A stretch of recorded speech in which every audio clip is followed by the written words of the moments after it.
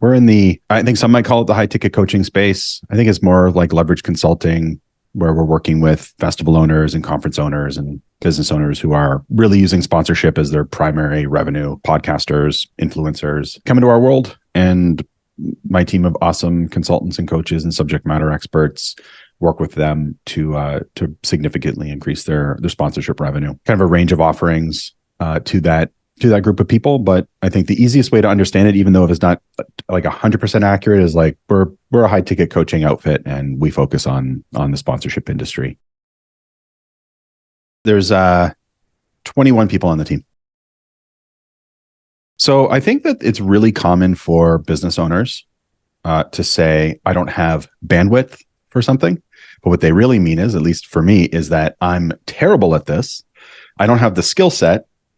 And my ego is so fragile that I could never admit that. So I must not have bandwidth. When I met you, Mason, I was like, I don't have the bandwidth to write emails, to write copy.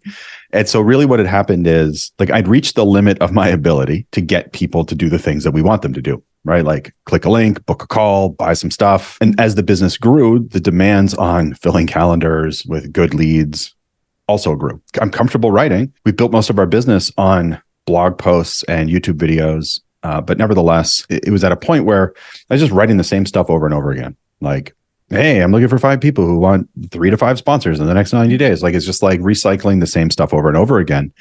And then that started to turn into just feeling like a chore. And so I went from like writing a whole month of emails, like in one sitting, to like wake up Monday morning and be like, oh God, I got to write some emails this week. It started to move down the order priority, because I personally was bored and hated it. I just didn't like doing it. We have tens of thousands of people in our database, and I'm not excited about emailing them. I'm like, okay, clearly something has to change. There are people out there who this is their genius, this is their love and their passion, and they have the time and bandwidth to look at the data and like all the stuff. So the decision was pretty easy, but it was like, I don't know, like 6 months of denial. And I felt pretty strongly that even though we write a lot of content, we have writers as part of our team, that we weren't just going to go hire a quote writer.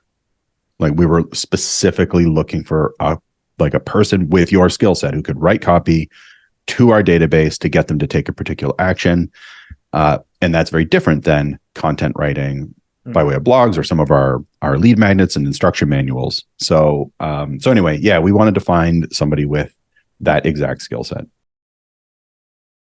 When we first started working together, it was like, let's turn these leads into lie downs. Like, they're going to just show up and buy from everybody, and like we'll make the hottest leads on earth, and the sales team will just, like, money will drop out of the sky. We do get a lot of leads, and we have a lot of people in our database, and a lot of people visit our website every month. So we're like, let's try to nurture the database, really focus on education and nurturing, get better leads, and maybe that will go down a little. And it did. Of course, the number of leads on the calendar went down a little.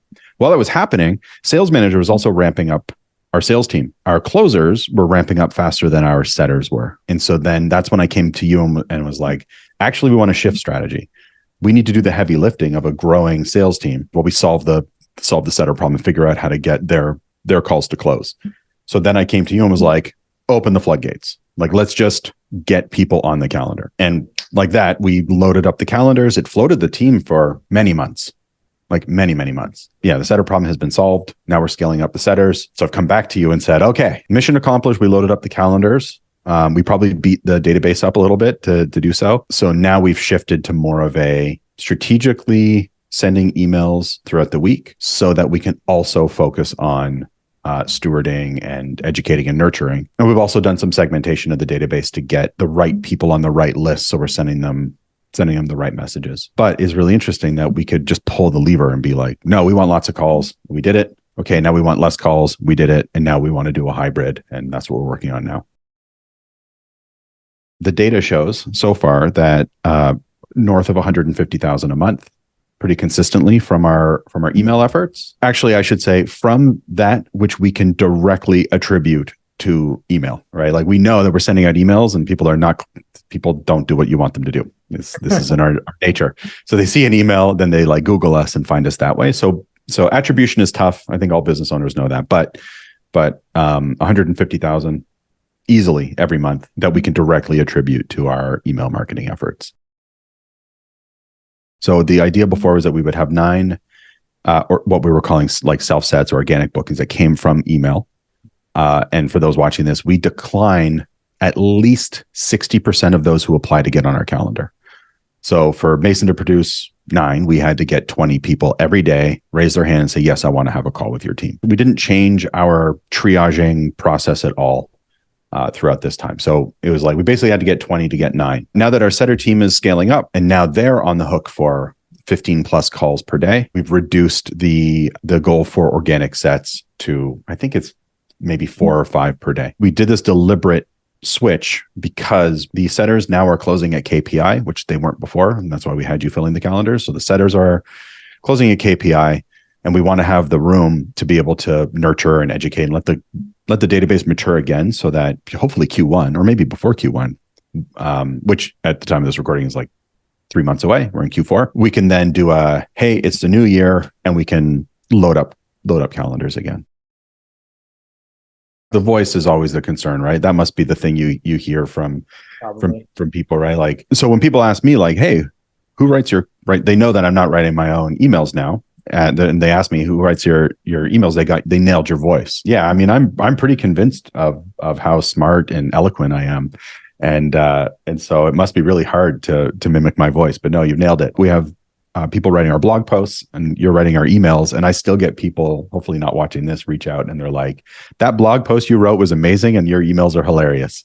Like, I still, like, people assume that they're having this conversation with me. And so, yeah, like the biggest concern is, will they get my voice? Or in our case, like the voice of the business, as we pull me out of the business as the face of the business more and more. It's like, how do we get this voice on brand? 2, it's like relinquishing control and being willing to like test new things and see what works and what doesn't, right? It's like to some extent, I'm used to what I can do on my own, even though I'm not super happy with the results. I know what I get if I just keep this up. So yeah, those are like the 2 biggest things that were a concern for me. Every step of the way, it's the exact same excuse that we have for ourselves as business owners. Like, no one will do it just like me. Yes, that's right.